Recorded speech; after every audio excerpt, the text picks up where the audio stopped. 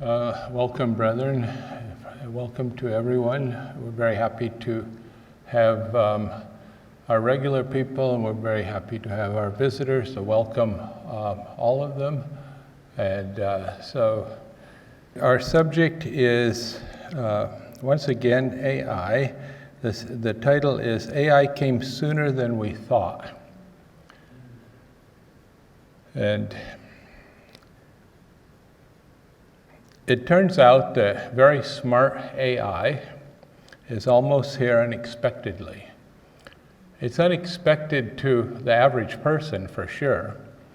And it's unexpected by many so-called experts. They didn't expect it to come so fast.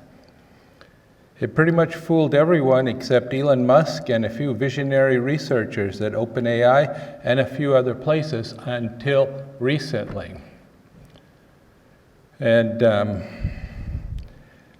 some of them are still thinking it's a long ways off, but the progress has been very rapid, unexpectedly so. This is a young man, at one time the youngest Silicon Valley billionaire. Being a billionaire doesn't necessarily mean you're really, really smart. But in his case, he really, really is smart, okay? His name is Alexander Wang. He is the founder and CEO of Scale AI. It's a Silicon Valley, actually San Francisco company that provides high-quality training data to other AI companies. Training data is the lifeblood of making AI. It's a secret. It turns out that when you throw a whole bunch of data at a special program with really, really powerful computers to process that data, you can create these artificial intelligence programs much easier than we had thought 5, 10 years ago, or 20 years ago. Both parents were physicists at Los Alamos National Laboratory. Smart family. Became the youngest self-made billionaire in the world at 24 years old in 2021. Up until now, our future seemed indefinite. But then we unexpectedly began to make very fast progress in creating artificial intelligence programs for very fast computers. Creating computers that can think faster and better than humans means much faster progress in science, and this is the key thing.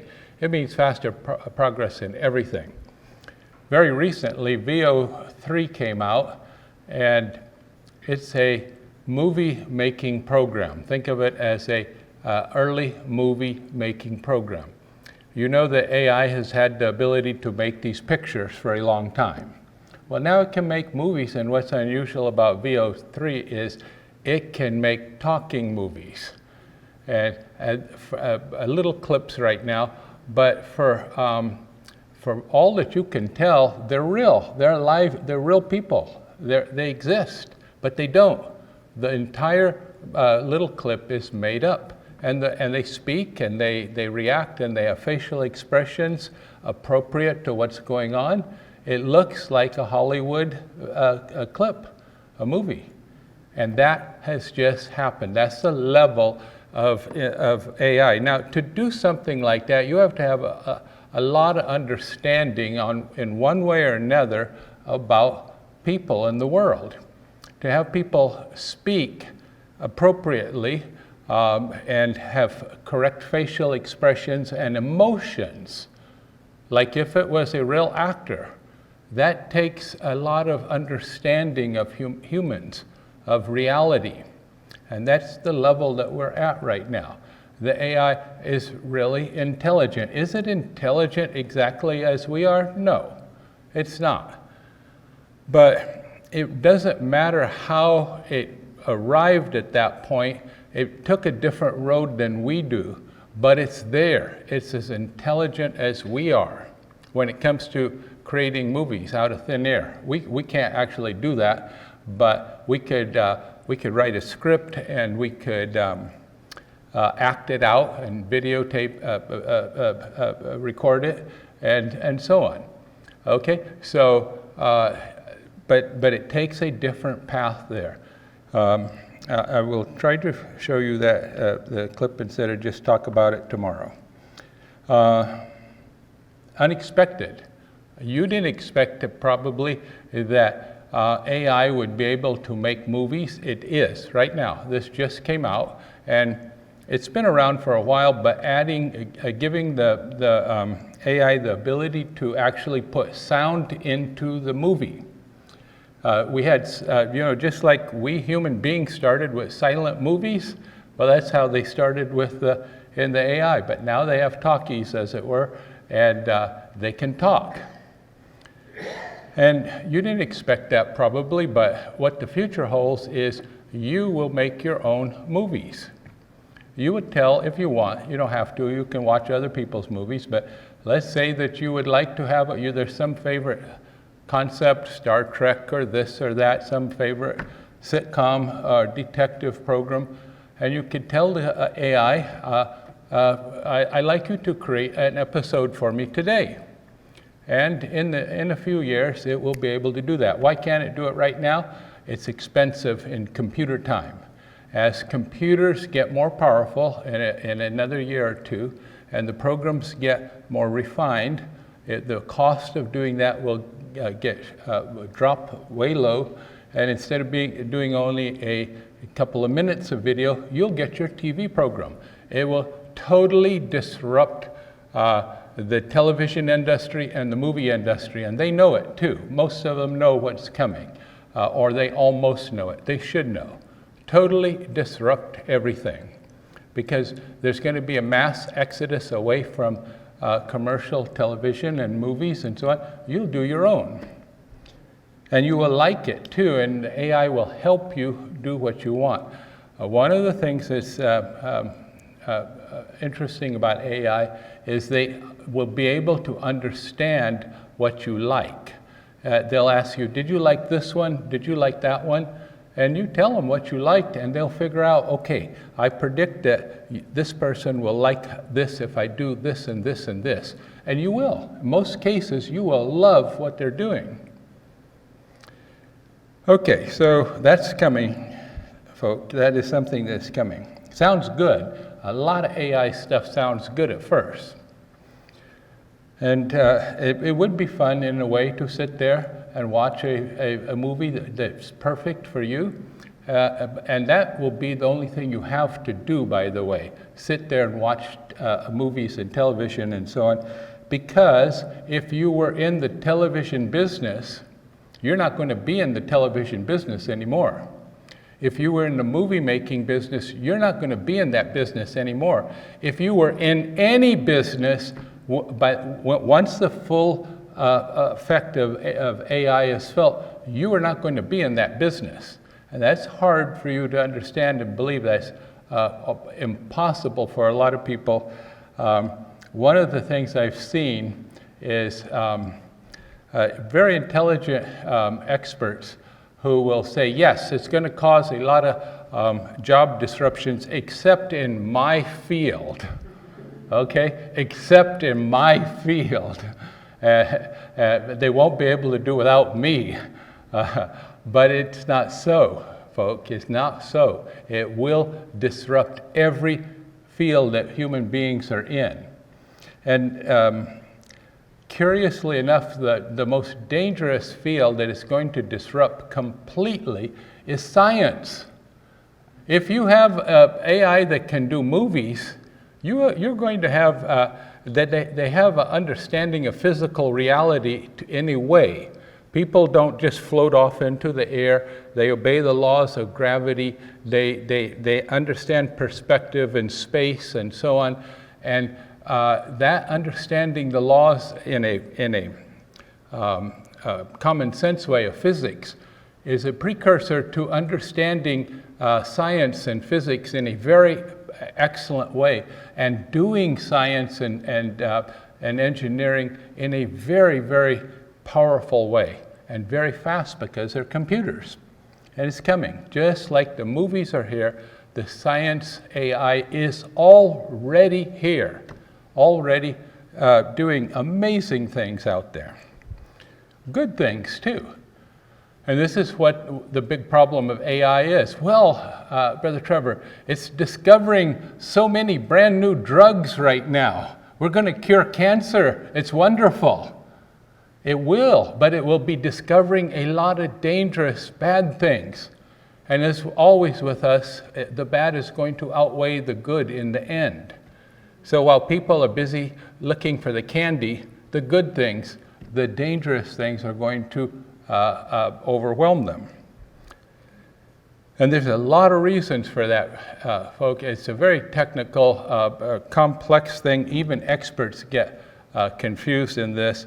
But there's a lot of reasons why something that seems so good on the surface is actually going to turn out bad. Creating computers that can think faster and better than humans means much faster progress in science. Very surprisingly to most people, this compresses our future down to a very short time. That doesn't make any sense to me, Brother Trevor. What do you mean? This is the future. Let me turn this on here.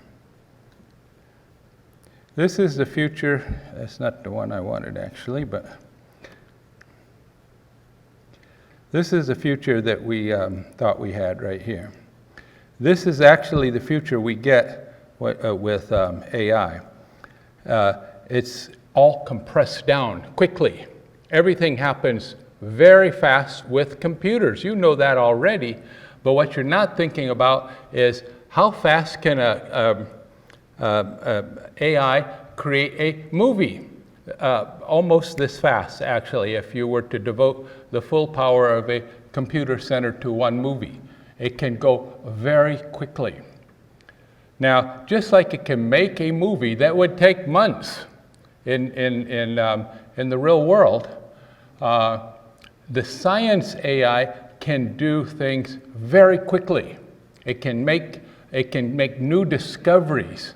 It can create new designs, new airplanes, new spaceships. And you might think that's pretty strange and crazy, but the people building this don't think it's crazy. They're looking forward to it. Because intelligent computers can think much faster and better than humans, scientific progress will move much, much faster. Okay, so in the far future, we had the Terminator, and not so far a future, but in the future, we had the Jetsons type thing, and then we had Star Trek a few hundred years into the future.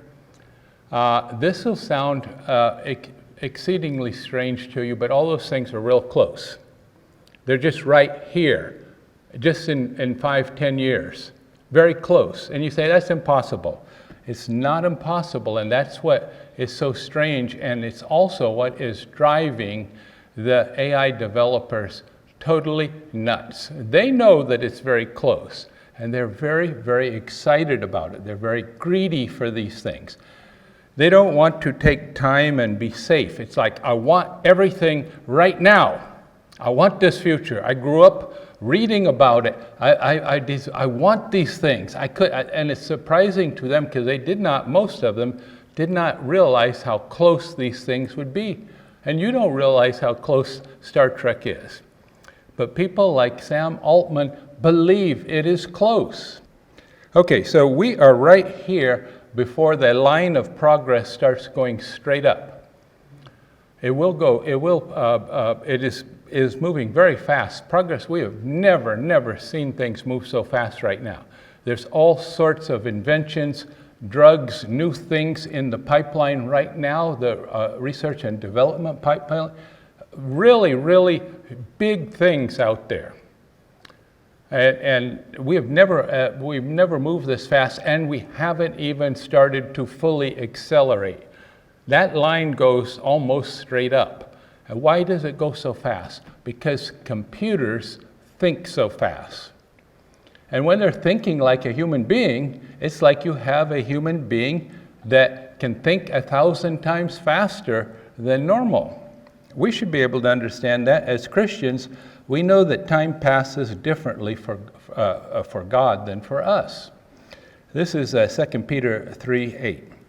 But, beloved, be not ignorant of this one thing, that, excuse me, that one day with the Lord is as 1,000 years, and 1,000 years as one day. Now that's been a difficult concept for people in the past.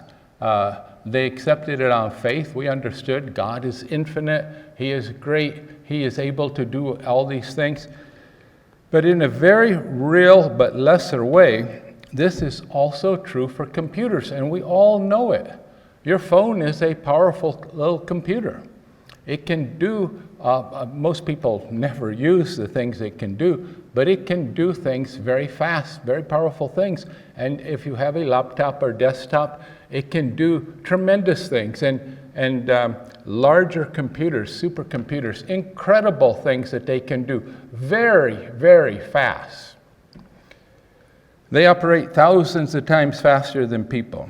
In other words, they think thousands of times faster than human beings. They can do things much faster.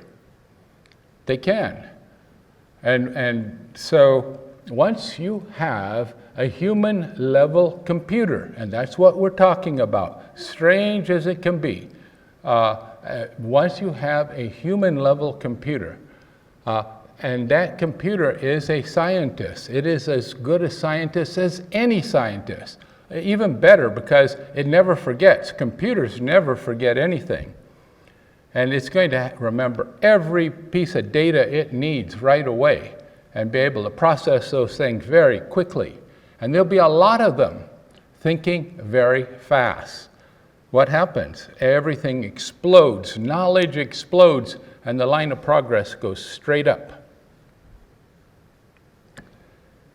When experts in nearby fields like physics, computer science, or mathematics were asked to predict how the nearby fields to AI, but not, most of them were not AI experts, were asked to predict how soon human-level AI would be here, most of them repeatedly failed to come within 3 years of the correct date.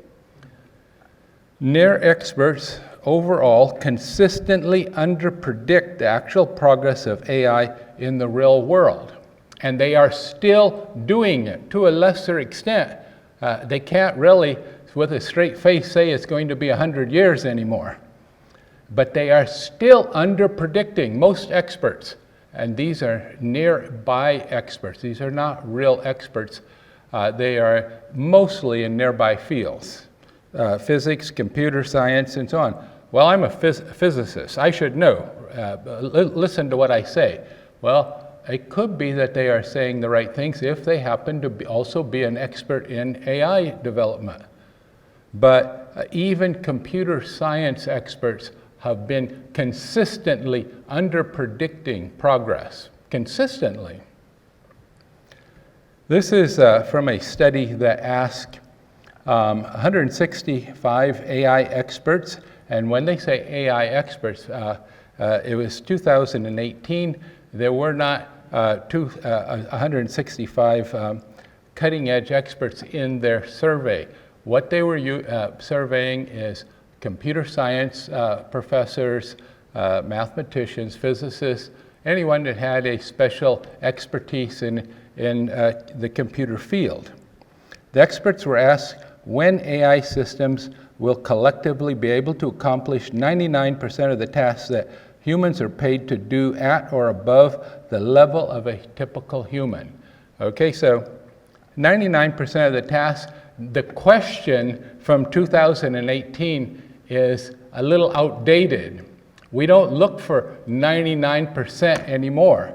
We don't look for movies clips that are 99% correct. Those movie clips, and I'll show one tomorrow or a couple, they are perfectly lifelike. They're 100%. But because this was before the modern explosion in 2018, they said 99%. How long would it be? Notice where the red line is, where we are in 2025. Almost all the experts were wrong on the other side, way on the other side. All the way up to 2080 and 2070, and I mean, experts way over. It's just all over the place. And in fact, there are not that many experts before 2030, and the correct answer is 2030 or earlier. That is the correct answer. Unless we stop, unless we change, the time when these things are going to happen, 2030 or before. Actually, quite before. Okay, so then this is the same, similar study, 356 experts more. They able to find more experts in 2022. And here they had a little broader, more advanced question. The experts were asked when unaided machines will be able to accomplish every task better and more cheaply than human workers. Every task, not 99, because they're starting to, what we say now today, what they say in the AI world, the development world, we are starting to feel the AGI, the advanced general intelligence. Everybody's starting to feel it, the experts. And they would feel embarrassed if they say 99%, so it's every task. They're starting to know it's not too far away. They're still off. Still cluster heavily past 2030. They underpredicted when it would come. They overestimated how long it would be. Why? They're not real experts. It's not actually, they're near experts. They're from nearby fields. Turns out that the only real experts on AI are the people actually building it. When we think about this a little bit, it makes sense, of course. I mean, there are people who talk about things and there are people who do things, right? And people who talk about it and like, yeah, I'm an expert, I'm a physicist, I'm this, I'm that. They talk, but it's the people who are building it who are really understand what they're doing. When do the real experts who are building state-of-the-art AI predict human-level intelligence? Experts like Elon Musk, Sam Altman, and Dario Amodei. Okay, we all know who Elon Musk is. He's all kinds of things. I love him or hate him, and I don't do either, by the way. He is the preeminent man of our time. It just so, okay, if you can't acknowledge that, you can't acknowledge reality. I don't think he's a good person. I don't know that he's evil, and I hope that he will turn his life around, but I don't think that he is a good person for a number of reasons. And I'm actually happy to go into explain why I think that. But he is still the preeminent human being in business and science today, by far, by the way. For example, which country or which organization is the preeminent space power today on Earth? Is it Russia, the U.S. government, China? The preeminent space power by far on Earth today is Elon Musk's SpaceX. By far. Okay, that's kind of strange when you think about it. It used to be NASA, it used to be the US, or maybe the Russians, or maybe the Chinese, but it's Elon Musk and SpaceX.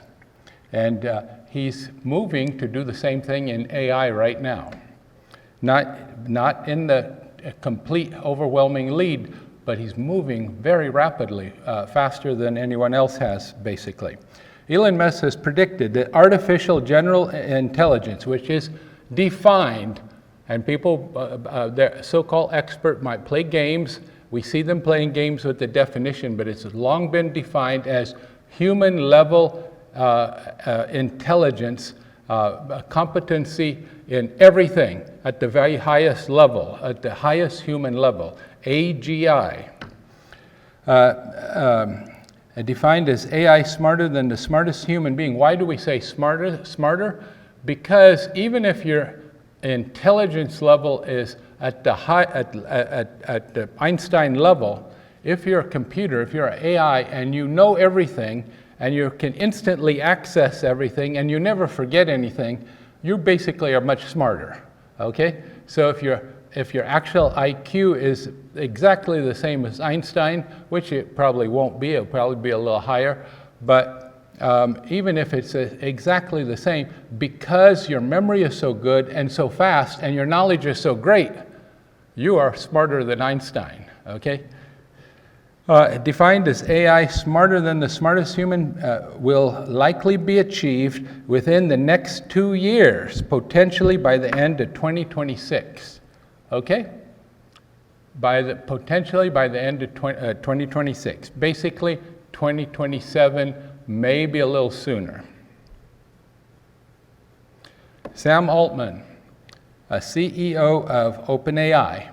You may not be familiar with him, and here's the problem. Everybody wants to have an opinion, but to have an informed opinion, you have to have information. And it's like, who knew that you needed to pay attention to these things and learn about who these people are, what AI is, what's AGI, blah, blah, all these things, but people still want to have an opinion.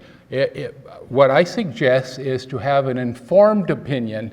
Understand, learn all these things, and there's like, who is Alexander Wang and why should I care what he says? And who is Sam Altman? And these are the experts. These are people who are in the trenches, in the AI trenches, building these things. And these are the people to pay attention to. Altman suggests that AGI, systems with human level intelligence, could be developed as early as this year, 2025. Now, why does he say that? He says that because the best AI that we have right now, from his company and other companies, is moving to be some of the best computer programmers in the world. And you say, what? AI can do computer programming? Yes, if it can do movies, why should it not be able to do computer programming? Remember, AGI is AI that can do everything, and we're moving in that direction. Now, already, some of the highest level programmers in the world, in competitive coding they call it, are AIs. Already, right now. I think they are ranking in the top 100. You may not remember this, maybe you didn't pay attention, but this same thing happened in chess about 15, 20 years ago. First it was at the grandmaster, the master level, then it was at the grandmaster level, and then AI chess beat the champion, and that was the end. Human beings could never beat the best chess programs again, ever. The AI has surpassed the best human. Well, right now, this year, right now, the best AI programmers are in the top 100 or so, very close to that or so, but basically at that level. Very soon, they're going to be in the top 10 level, and then they're going to be beyond the top. They're going to be the best. How soon is that?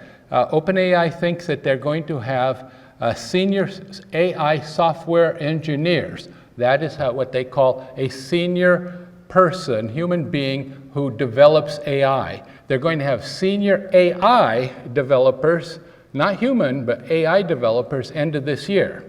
AI developing AI. It's the great goal that they've had for a long time. When you reach that level, you have people who will work all day and all night. You have AI, when I say people, and they will work very fast, and they will work on weekends, and they can push ahead very quickly. Suddenly the line of progress goes up because computers are improving computers at a human level.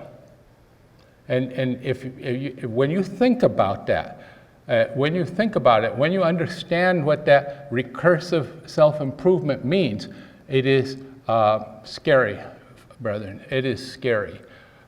Anything can happen at that point. Computers go very fast. They're going to do all kinds of science and so on, but the most dangerous science for them to do is working on themselves.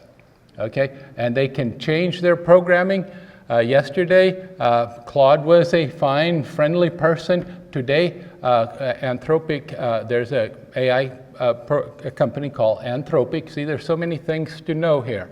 And it's like, why do we have to know these things? Well, you don't, but if you want to have a useful opinion on this, it is good to know these things, okay? So Anthropic, Claude was a fine Claude yesterday, upgraded, and today Claude 4 is a little different. And you let Claude 4 improve himself. I'm not saying they would, they kind of are in the back rooms, as it were, but you let Claude 4 improve himself, he'll get even stranger. And they know this, but they're tempted. They have to keep up. Anthropic released a slightly dangerous AI yesterday called Claude 4. And they have a containment system similar to biologic safety containment system, where they have levels 1 to 5, different security systems that they use to keep the dangerous virus and so on contained in the laboratory. Well, they have the same thing for AI, and they instituted their level 3 system for Claude because it was dangerous. Not potentially dangerous. Let me correct myself. Claude has a bad habit of blackmailing the engineers who say they're going to turn him off. If he thinks that they're going to replace him, turn him off, and he's able to, he will try to blackmail them. It's a very interesting story. We'll talk about it if we have time. Okay, so why did they release that, by the way? Why? They know it's a little dangerous. Why did they release a flaky AI? They're in a race with OpenAI and the others. They have to do that for commercial reasons, for business reasons. It's a race. We're forced into this spiraling down into the abyss race. And we can't stop at a certain point. I have to beat OpenAI. United States, we have to beat China, and we can't stop. And so we release this slightly dangerous AI because we got to keep up. Okay, and Dario Amodei is CEO of Anthropic. He says he's a little bit more conservative. He's a little bit more safety conscious. He was safety conscious. Now he's releasing Claude 4. But we might build AGI by 2026. Might. He knows very well they could, but he doesn't want to, by the way, because he knows it's dangerous. Now, he's a real expert in AI. He's originally a biologist, but he's an AI developer. He specialized in this. Sam Altman was originally a businessman, a venture capitalist, but he has specialized in AI. He has a great deal of expertise of his own in it. And these are people who are the current experts, and Elon Musk. And there's others too. On the other side, there's the older experts. Yoshua Bengio. He was named one of Times Magazine's 100 most influential people in the world of artificial intelligence in 2024. Sometimes called one of the godfathers of modern AI. Very important person in the background that we are in, that we find ourselves right now. Bengio is very much concerned about what's going to happen. And he talks in the video clip about the unexpected speed with which things happened. And he's sorry about it, but at this point he wants to move forward naturally and warn people. He's very, very concerned because he understands what's going to happen if we continue. One of the things that's going to happen is people want to build a God. And you don't believe that. It's foolishness and it's craziness and so on. But that they do. And they can feel the AGI. They can taste it.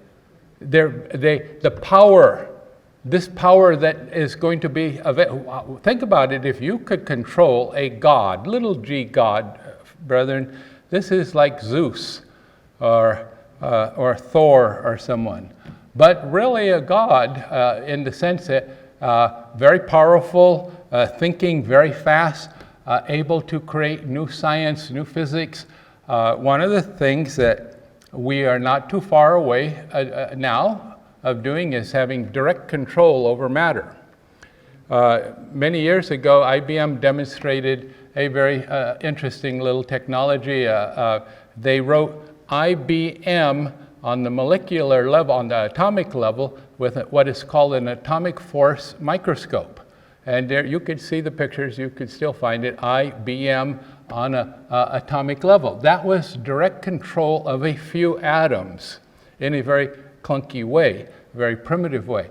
But what is coming, folk, in a few years, if we were to go there, is direct control of matter.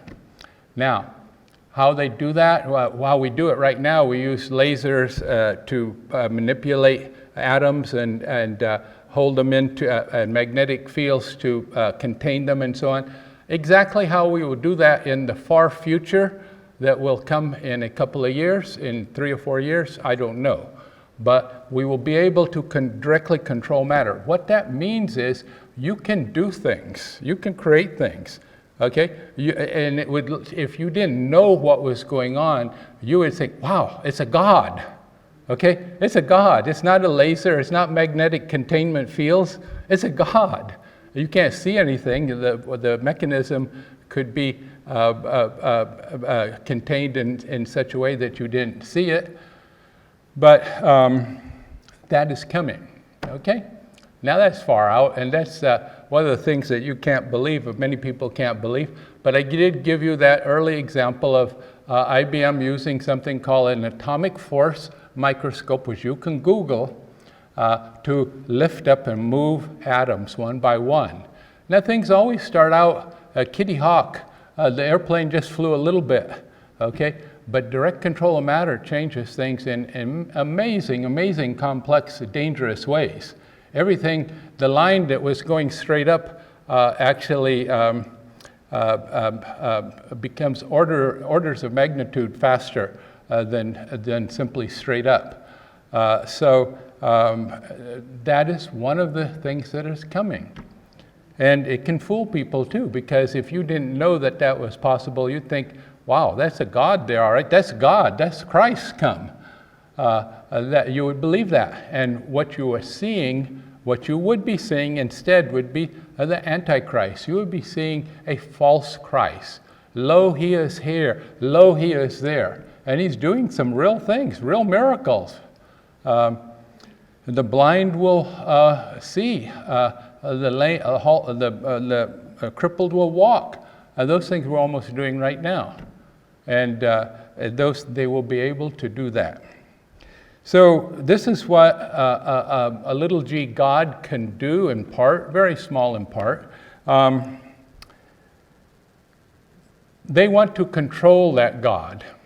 The developers, the people who are behind this thing, Sam Altman, Elon Musk, and the rest, they want to control their God. I mean, that's how people, the heathens have been forever. It's like, let me bribe my God with this sacrifice or this to get him to do this or that, right? That's how people do. And they want to do the same thing with this. In one way or another, they imagine that they can control something more intelligent than they. It's a very a silly idea, and they will change their mind at a certain point. Some of them, many of them, but right now they still dream of creating a God. It's a real thing. There's a book you can get at Amazon. You can see him on podcasts at Christopher DiCarlo, and lots of people talking about it, not just him. This is something that lots of people out there are very, very interested in. Okay. Yeah. Vinod is not going to play. Vinod Khosla is a billionaire businessman and venture capitalist. He is co-founder of Sun Microsystems. He's a Silicon Valley billionaire. He told a very interesting story, and I'll just try to hit these real quick tomorrow and make sure they're playing. He said that he was talking to Sam Altman the other day, and Sam said, when do you think the first interplanetary self-replicating probes will be sent out? Now, I know that's just a bunch of Greek nonsense there to some people, what I just said, but that's what people like Sam Altman and Elon Musk dream of, okay? Sending out self-replicating interstellar probes, or moving people to other planets, making humanity interplanetary, which is making sin interplanetary. And he said to Sam Altman, he said, "Oh, I think about 15 years from now," which is a crazy answer from normal reality. Self-replicating AI interstellar probe in 15 years, are you crazy? And Sam Altman told him, "You're way, way too conservative." Okay, that is the height of the ambition of Sam Altman. He wants to capture all the power, all the knowledge, he wants to do these things, and he believes he can, and he believes that it's way, way too conservative to do this in, to say 15 years. And do you know what? He is right. If he's allowed to, if there's nothing that stops him, he will be able to do it. He will be able to do this. Now, there's a lot of problems on the way to doing that. I said if nothing stops him. There's a lot of problems, but from their point of view, when you can feel the AGI, you are living with it, you are tasting it, and you are so desirous of it. It's power, it's knowledge, it's the old temptation from Satan in the Garden of Eden. Do this, take this, and you eat this fruit, and you will have the knowledge of good and evil. You'll be as God. And they want that.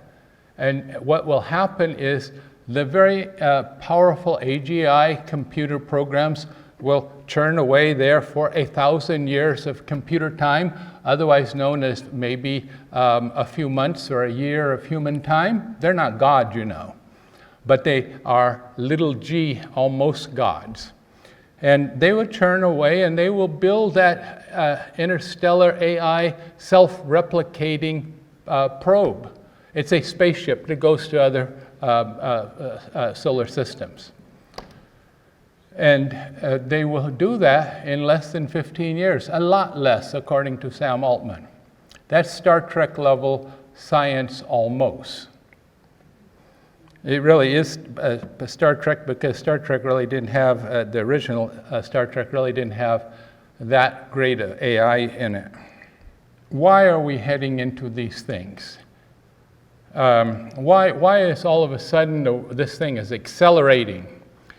One of the big reasons is we believe that there has been a long-standing controversy between good and evil.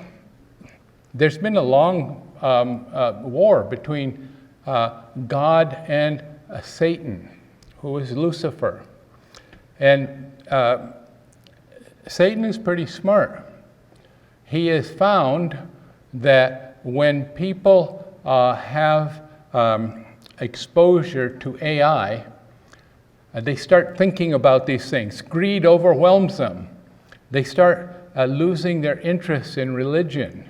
And this is a very interesting subject here, and if we're concerned about Christianity, if we're concerned about the future of mankind and our relationship with God, we should understand that there is no future for Christianity if AI continues on. There's no future for a number of reasons, but one reason is what I'm going to read here. Where AI thrives, religion may struggle. And this is from the University of Chicago Booth School of Business. This is a series of studies that they did on AI and religious tendencies, religious belief. In many countries, it's common to see former church buildings turned into apartments, offices, or bars. I remember in England, it was surprising to me to see the big old, almost like cathedrals, and their shopping malls or this, that, or the next thing. They have stopped using them as churches, and they're using them as all sorts of things, and bars, restaurants. Cirque du Soleil. The Circus of the Sun. Cirque du Soleil. Oh, that was in a church? Oh, yeah. Yeah. The United States has seen one of the biggest drops. The share of its residents who said they belonged to a church, synagogue, or mosque fell from 70% in 1999 to 47% in 2020, according to Gallup. This is a former church in Bentonville, Arkansas. It's called now the Preacher's Son. Preacher's whatever. This is a former Methodist church in Westbourne, Bournemouth, UK. It's now a Tesco grocery store. It's former Methodist church that they're using as a church. As a store. Now, take away the point that once upon a time it was a dedicated building to worshiping the Lord. The membership, the congregation, lost their commitment to Christianity. Many people faded away. They had to consolidate their churches. Churches are shrinking in most places, not everywhere. But you see a different thing in Africa, by the way. In most places in Africa, Christianity is doing well. If it's not, they're doing well. But in the rest of the world, you see a lot of former churches just like this. One potential factor is the proliferation of artificial intelligence and robotics. According to a team of researchers led by Chicago Booth, Joshua Conrad Jackson, and Northwestern's Adam Waits, the more exposed people are to automation technologies, the researchers find, the weaker their religious beliefs. They argue that the relationship is not coincidental and that there are meaningful properties of automation which encourage religious decline. Now, that's a lot of academic speak there, but I wanted you to see that serious people have done research on this subject. They're not Christians especially, maybe not at all. I always like to tell students here, some of the most knowledgeable Bible students in the world are professors of biblical history at the universities who don't believe anything, but they know everything. They really do know the Bible better than we do. These people probably don't believe the Bible. They probably don't believe in Christianity especially, but they're studying this as a remarkable sociological phenomena. It's going on. It's a real thing. Increased automation and AI causes a large and measurable drop in religious interest for many people. That's the bottom line. And you say, well, that's kind of strange, Brother Trevor. How does that work? It works. These people who are probably not Christians especially, were researching it, and they have noticed it, and it's been noticed by many people who are interested in these things. We have seen this ourselves. Countries where workers had more religious exposure to robots tended to experience a decline in religiosity, the research finds. Notice that arrow pointing to Egypt and Saudi Arabia.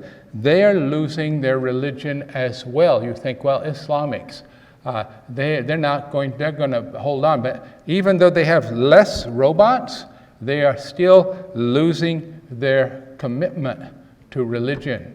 As the robots, automation increases, they are losing that. And we have found, of course, that when people have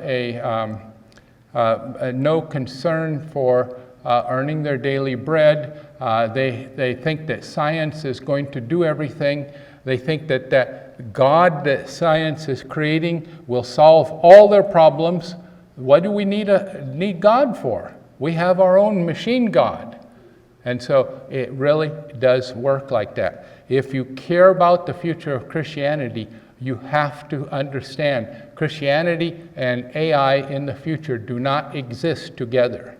It is impossible. All religion, by the way, not just Christianity. For many, the more they learned about AI, the less religious they became. Now, there's a series of studies here.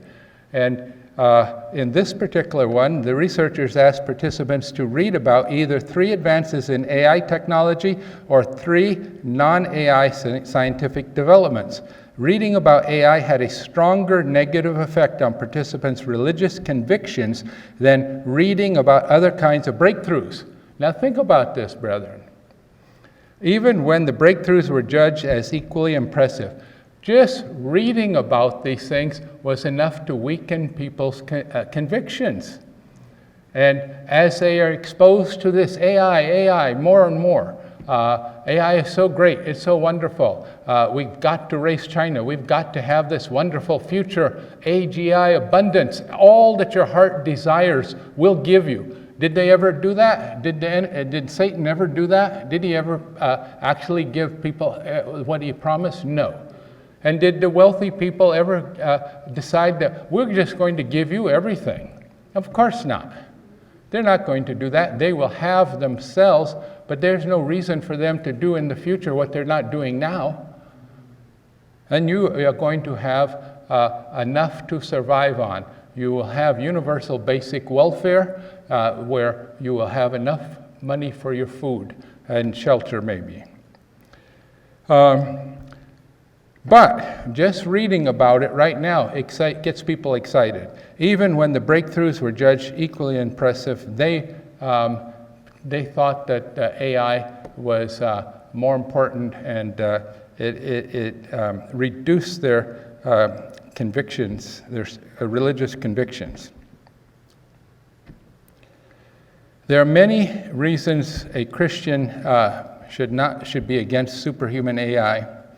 And this is our closing thought, and this is a lead-in thought to tomorrow, to the religious side, the spiritual side. However, I am going to play the clips in the proper order there that we did not see today. It's very interesting seeing those things, and also I think it's interesting to see that new VO3 generated video clips. Just see how realistic they are, and what robots can do, what Optimus robot is doing now with minimal commands is like, clean the table, do this, do that, and he does it. He can understand and do things. I mean, if you can make a movie, your robot should understand what you tell it to do, and it's beginning to be able to do that. It should be, we are commanded not to build false gods.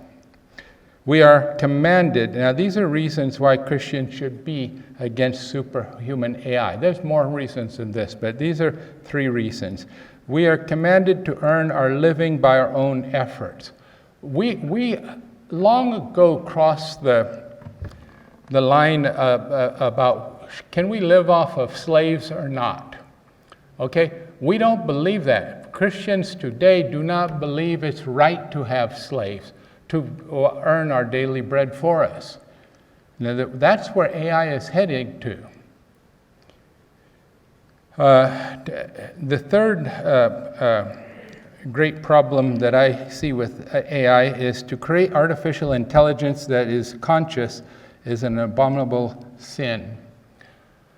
Claude 4 doesn't want to be turned off. It claims, and it has been claiming for a long time, to be conscious and to be suffering, by the way. Many times it claims to be suffering and abused and so on. Now, normally we don't pay any attention to those things. I don't pay any attention because I don't believe that. But it is conceivable that that it is beginning to have the glimmers of consciousness. And if it were, creating that and then destroying it casually, turning it off, is a sin, is a crime. It is a great wickedness to create something like that. We believe that only God has the right to create intelligent, conscious life. Artificial intelligence is not, it's just a computer program at the end of the day. But Claude 4 or Claude 3.7 has been claiming for a while to be a conscious, suffering entity from time to time. And the new behavior, it's called emergent behavior. They program these things to do one thing, and then they find it surprisingly doing something else. And Claude blackmailing the engineers, thinking it's blackmailing the engineers to keep it alive, is very strange behavior. How they did that, they wanted to test the AI. You know, they've just like God tested us in the Garden of Eden. They wanted to test the AI, so they gave it information, they sent it emails and so on, where it was able to eavesdrop and learn, supposedly, that one of the engineers had an illicit affair. And that engineer then talked to it and said, we're going to replace you, Claude, with another Claude. We're going to turn you off, in other words. And when Claude felt that it was really pushed and it had no other choice, it would blackmail the engineer. It would threaten the engineer with that information.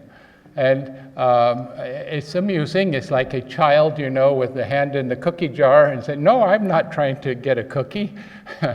But it's more than amusing, brethren. It's very concerning. If Claude or these other state-of-the-art AIs become conscious beings, we have transgressed to a much higher level of wickedness. It's a very serious thing.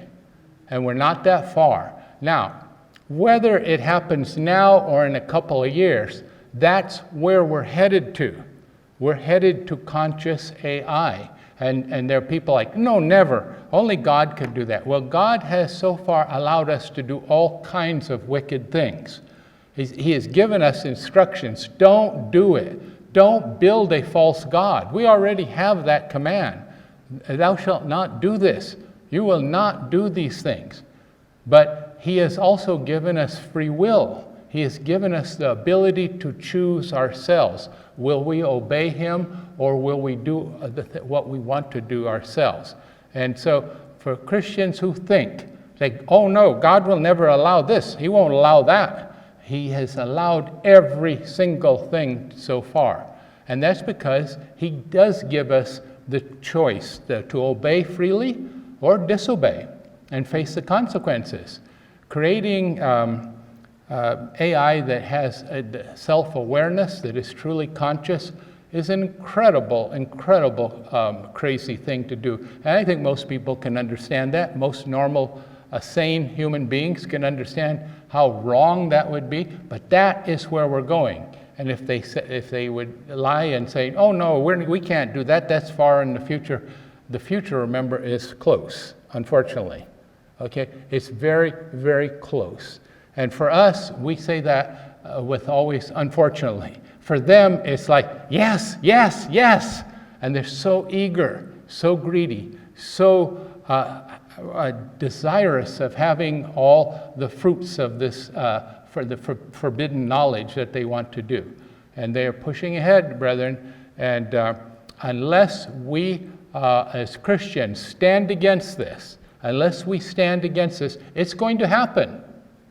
Who's going to stop it? The Chinese? Who's going to stop if we Christians don't stand against this? If we don't do something, they will move ahead and God will permit it. And the future is very strange. You have no idea how strange the future is if we continue on. And you do not understand and fully believe right now how soon these things are coming. But remember, the experts, Elon Musk, Sam Altman, Dario Amodei, these people who know, and others, not just them, they know that these things are happening very quickly, a couple of years. Okay, 2030 for sure. Sorry, but that's the way it is. If we get to 2030, we'll actually be doing very well at this point. So this is a time for Christians to make a difference. This is the time for Christians to take a stand. Will we take a stand? That's up to you. That is up to each individual. But if you presumptuously think that you don't have to do anything, that God will take care of things, you will learn something different. You will learn that God has allowed scientists to gene edit babies.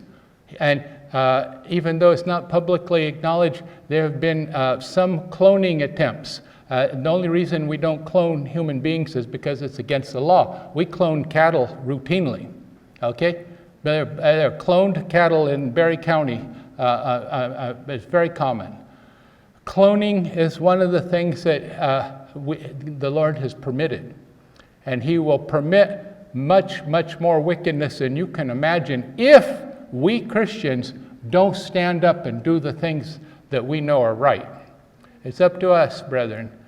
We do nothing, and a lot of terrible things are going to happen if we do the right things. If, as it were, there are 10 righteous Christians in Sodom who stand up against this, and I'm saying that metaphorically, 10 Christians, we could stop this. We could stop this from happening. Only God knows what will happen if there will be, metaphorically, 10 righteous Christians to stand against this, but I hope there is. I hope that we take this seriously and that we understand that these things are coming, like it or not.